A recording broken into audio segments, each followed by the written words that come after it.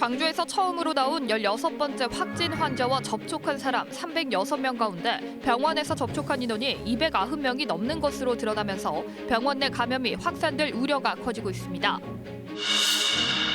16번째 확진 환자의 주요 동선이 공개됐습니다. 직간접적으로 접촉했던 병원과 어린이집, 우편 집중국 등 주요 기관들은 폐쇄가 잇따랐지만 태국에서 귀국한 날인 지난달 19일부터 24일까지의 동선은 아직까지 확인되지 않고 있습니다.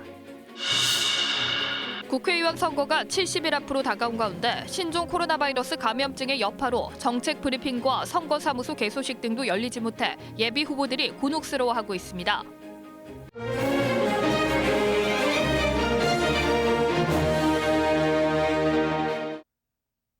이어서 목포에서 전해드립니다. 광주에서 처음으로 나온 16번째 확진자가 밀접하게 접촉한 사람이 306명으로 파악됐습니다. 이 가운데 가족과 친지를 제외하곤 병원에서 접촉한 사람이 290명이 넘는데요. 이 때문에 병원 내 감염 확산 우려가 커지고 있습니다. 손준수 기자입니다. 16번째 확진자 40대 여성이 처음으로 병원을 찾은 건 지난달 27일 오전입니다. 발열 증상으로 광주 21세기 병원을 방문했고 오후에 증상이 심해지자 전남대병원 응급실에서 4시간가량 머물렀습니다. 이후에는 무릎 수술을 받은 딸의 간병과 자신의 치료를 위해 21세기 병원에 머물렀습니다. 증상이 시작된 16번째 환자가 전남대병원 선별진료소로 방문하기까지 7일 동안 광주 21세기 병원에서 머무른 셈입니다. 그 사이 16번째 확진 환자가 접촉한 사람은 모두 306명, 21세기 병원 접촉자는 272명, 전남대병원 19명, 가족 친지 15명 등입니다. 대다수는 병원 내 접촉으로 이 때문에 병원 내 감염이 우려되고 있습니다. 광주시는 바이러스 전파를 막기 위해 16번 확진자와 병원에서 같은 층을 썼던 환자 25명을 다른 층 1인실로 격리 조치했습니다. 말씀은 안 하시고 이제 격리, 병원에서 하라는 대로 따르시겠다. 또 다른 층에 있었던 환자 27명은 광주 소방학교 생활관으로 격리해 상황을 지켜볼 예정이라고 밝혔습니다. 계속 이제 동선을 확인하고 있기 때문에 필요하다면 자가 격리나 능동 감시나 또 필요하다면 검사를 하게 한다든지. 광주시와 보건당국은 병원 내 감염 가능성을 염두에 두고 바이러스 전파 차단에 집중하고 있는 가운데 병원에 있었던 환자와 의료진 121명에 대해 신종 코로나 감염증 검사를 의뢰했습니다. KBS 뉴스 손준수입니다. 이런 가운데 16번째 확진자의 주요 동선과 접촉자 수에 대한 발표도 이어졌습니다. 주로 병원을 오간 것으로 나타났으며 또 광주 지역 주요 시설의 폐쇄도 잇따랐습니다. 최정민 기자입니다. 16번 확진 환자에게 증상이 나타난 시점은 지난달 25일. 16번 확진자는 이날 자신의 차를 이용해 나주에 있는 친정집을 방문한 뒤 광주로 돌아왔고 다음 날인 26일에는 종일 자택에서 머물렀습니다. 그리고 27일에는 본인의 진료를 위해 21세기 병원과 전남대 병원을 오갔습니다. 이 과정에서 21세기 병원에 입원 중인 딸의 간병을 위해 1인실에 함께 있었습니다. 28일부터 이달 2일까지 6일 동안은 딸의 간호와 본인의 치료를 위해 21세기 병원에서 체류했고 지난 3일 증세가 더욱 악화되자 다시 전남대 병원으로 옮겨져 격리된 뒤 4일 확진 판정을 받았습니다. 그리고 이분이 입원한 당시에 퇴원했던 환자분들 이런 분들까지 다 확대해서 저희가 지금 명단을 좀 광범위하게 검토를 하고 있다라는 말씀드리겠습니다. 하지만 태국에서 귀국한 날인 지난달 19일부터 24일까지에 대해서는 아직까지 동선이 확인되지 않고 있습니다. 이런 가운데 16번 환자와 직간접적으로 접촉했던 주요 기관들의 폐쇄가 잇따르고 있습니다. 자녀가 다녔던 어린이집은 2주 동안 일시 폐쇄됐고 설 연휴 때 16번 환자와 접촉한 직원이 근무했던 광주 우편 집중국 역시 임시 폐쇄됐습니다. 접촉하신 분이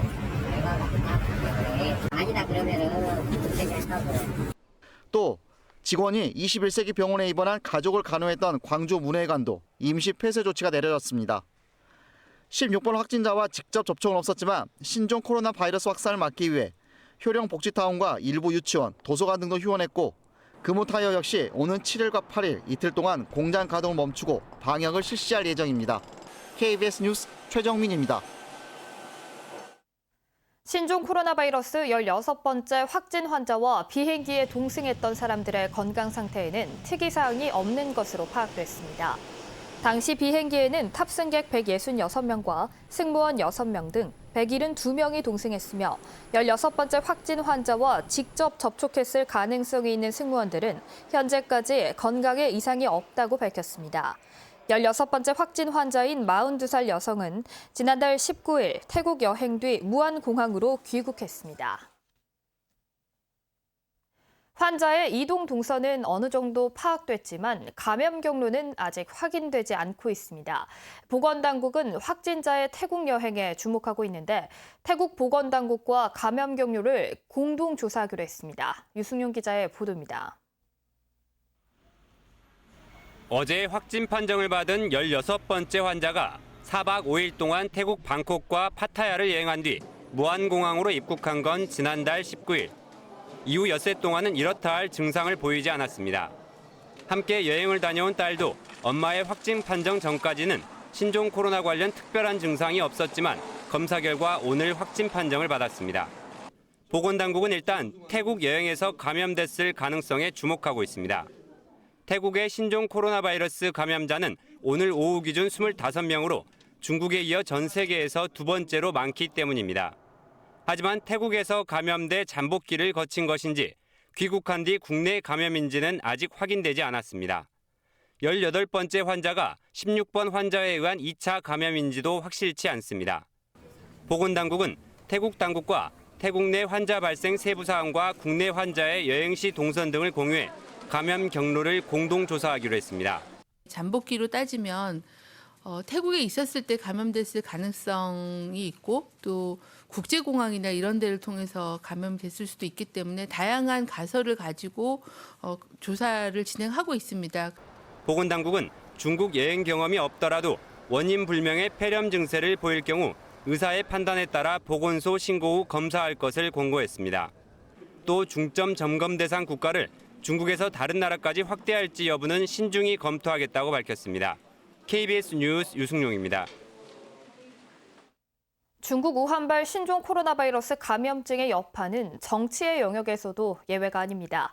국회의원 선거가 70일 앞으로 다가왔는데 정치적 집회가 곤란해지면서 예비 후보들이 곤혹스러워하고 있습니다. 김광상 기자의 보도입니다.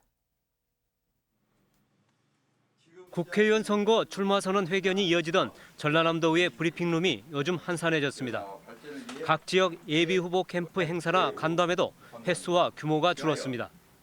예비 후보 등록이 시작된 지 시간이 꽤 지난 탓이 크지만 신종 코로나 바이러스 사태에 각 정당이 선거운동 관련 집회 등을 축소 연기하라고 지시한 때문이기도 합니다. 민주당 중앙당에 이어 전남도당에서도 추가로 선거운동 자제 지침을 전달하자 곤혹스러워진 것은 예비 후보들입니다. 군 단위별 행사들이 많이 취소가 되다 보니까 그런 저희들을 알릴 수 있는 기회가 상당히 많이 협소해졌습니다. 어려움이 많습니다. 현역 의원이 아닌 예비 후보 입장에선 더 많은 사람을 만나 인지도를 높이는 것이 최우선 과제인데 사무소 개소식이나 당원 모임마저 제대로 못하게 됐기 때문입니다.